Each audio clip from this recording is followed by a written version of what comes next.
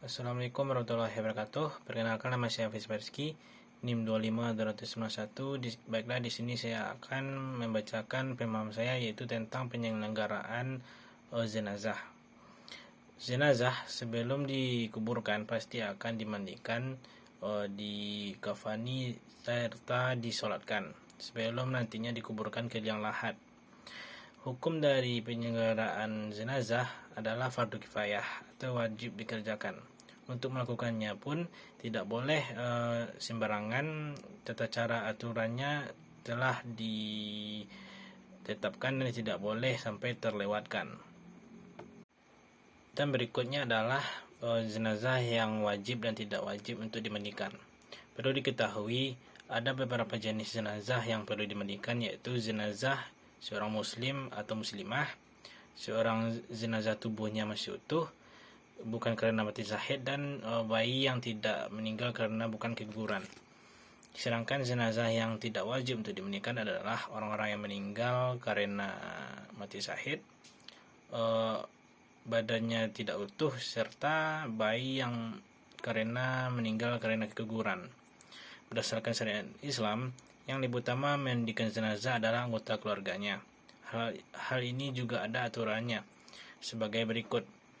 Adapun yang berhak memandikan jenazah laki-laki yaitu laki-laki yang mempunyai ikatan keluarga, istrinya, tetangga laki-laki, perempuan mahram atau anak kandungnya.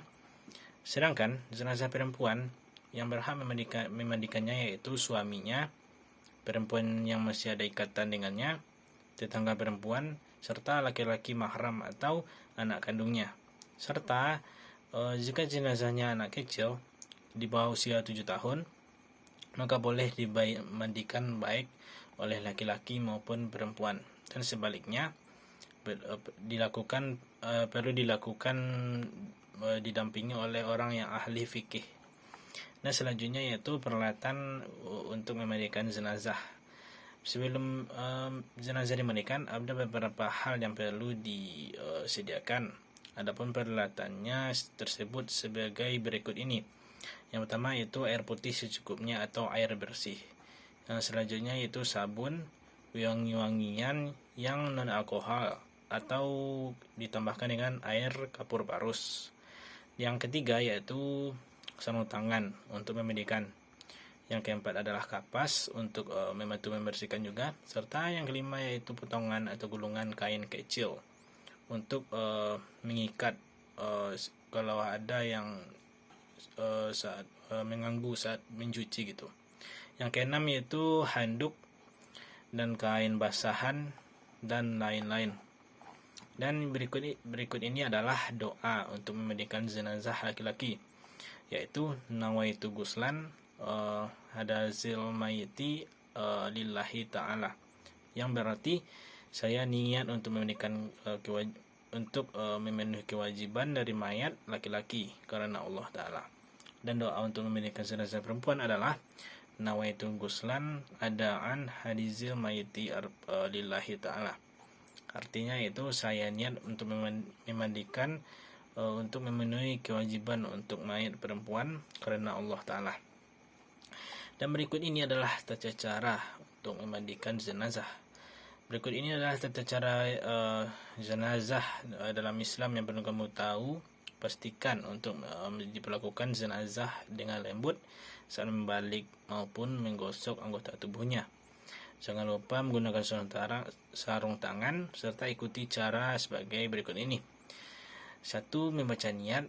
Membaca niat sudah saya bacakan tadi, baik laki-laki maupun perempuan. Yang kedua yaitu berikan kain bersih penutup jenazah agar aurat tidak terlihat. Yang ketiga yaitu tinggikan kepala jenazah untuk menghindari air mengalir ke bagian kepala.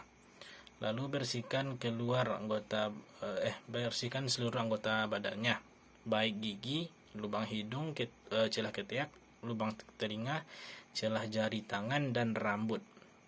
Yang keempat yaitu tekan dengan lembut bagian perutnya untuk membersihkan kotoran yang ada di dalam perutnya atau kotoran yang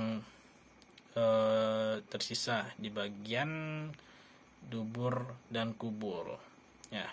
Yang kelima yaitu siramkan air terlebih dahulu ke bagian anggota tubuh yang sebelah kanan, lalu ke bagian sebelah kiri. Yang keenam yaitu mandikan dengan menggunakan air sabun. Jenazah diwudukkan, bersihkan rambut dengan sampo atau daun bidarah. Yang selanjutnya itu gunakan air yang dicampur wangi-wangian pada bilasan terakhir. Setelah selesai dimandikan, keringkan tubuh jenazah dengan kain agar tidak basah saat mengafani. Sebelum dikafani, diberi wangi-wangian non alkohol, misalnya kapur barus dan pewangi lainnya. Dan baiklah, selanjutnya saya akan menjelaskan tentang tata cara sholat jenazah. Rukun sholat jenazah antara jenazah laki-laki dan perempuan berbeda, termasuk dilakukan secara berjamaah maupun sendirian. Dalam Islam, menyolatkan orang yang meninggal hukumnya fardu kifayah. Artinya seorang di suatu tempat sudah melaksanakannya, maka kewajiban sudah gugur bagi orang lain. Meski demikian, melaksanakan sholat jenazah tetap merupakan suatu anjuran bagi setiap muslim. Yang berikut adalah syarat dari sholat jenazah. Yang pertama yaitu sholat jenazah sama halnya dengan sholat yang lain, yaitu harus menutup aurat, suci dari hadas besar dan hadas kecil, suci badan, pakaian, dan tempatnya serta menghadap kiblat. Mayat sudah dimandikan dan dikafani, serta letak mayat sebelah kiblat orang yang menyolati, kecuali kalau sholat dilakukan di atas kubur atau sholat gaib. Nah, selanjutnya itu rukun sholat jenazah. Rukun sholat jenazah antara laki-laki dan perempuan pun berbeda, termasuk dilakukan secara berjamaah maupun sendirian. Berikut penjelasan dari rukunnya. Yang pertama yaitu niat. Niat untuk mayat laki-laki adalah sholli hazal maitil fardan lillahi ta'ala, yang artinya itu aku niat sholat atas jenazah laki-laki fardu karena Allah Ta'ala.